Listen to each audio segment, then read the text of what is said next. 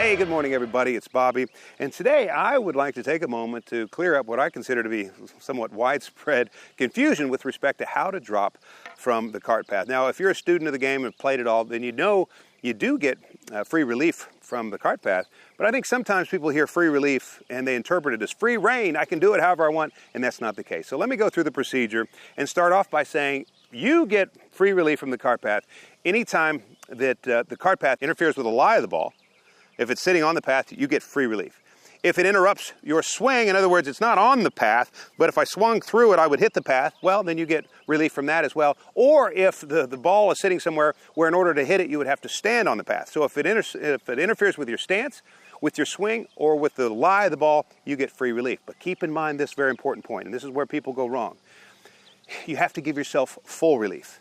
And you have to give yourself full relief to the nearest spot no closer to the hole. Now this is important, and let me illustrate how this is important and how this applies most often.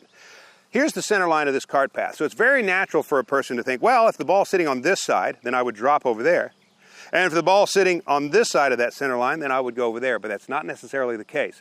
Because remember, you have to give yourself full relief. So if I go over here and I look for my drop zone, I've got to give myself stance. So this isn't the nearest point. I have to give myself stance as a right-handed player and put the club down and put a tee right there. And now my one club length drop starts at that point. So let's put a tee there. I've kept this ball there for this demonstration. I have to keep that ball there because I have to look to see which side is closer.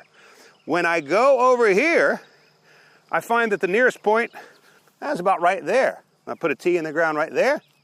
And now I can swing at it because I didn't have to get stance. Right next to the cart path over there works.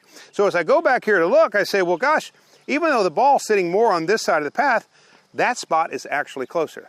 All right. And it's from there that I would drop. And if the ball stays within one club length, no closer to the hole, then that ball is live and I'm ready to hit it. Now let me give you just a couple of points here. What club do I use to determine my stance? It has to be the club that is reasonable to use. In other words, I'm thinking, well, I bet I would use, if I got a decent lie, I would hit a 5-iron. So I'd use a 5-iron to measure myself. I wouldn't use a driver because there's no way I'm going to hit a driver from that spot.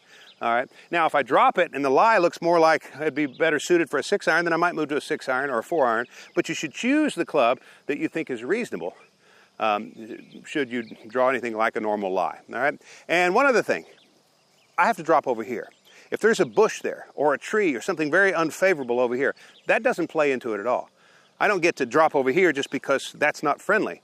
That's the nearest point of relief regardless. If it's part of the golf course, it's not a hazard, it's not out of bounds. If that gives me some golf course over there, that's the drop zone. And you might say, well, gosh, so I got to drop in a shrub? No, you can play it off the cart path. That's always an option as well. And so let me hit the high spots one more time. You get relief anytime the ball is either resting on a cart path or the cart path interferes with your swing or your stance. If you give yourself relief, you've got to give yourself full relief. And you've got to move that ball to a spot that is the nearest point of relief, no closer to the hole, irrespective of which side the ball seems to be on as you play it. And I hope that clears it up. If you have any questions, please let me know. I want to thank you for tuning in. I'll look forward to seeing you next week.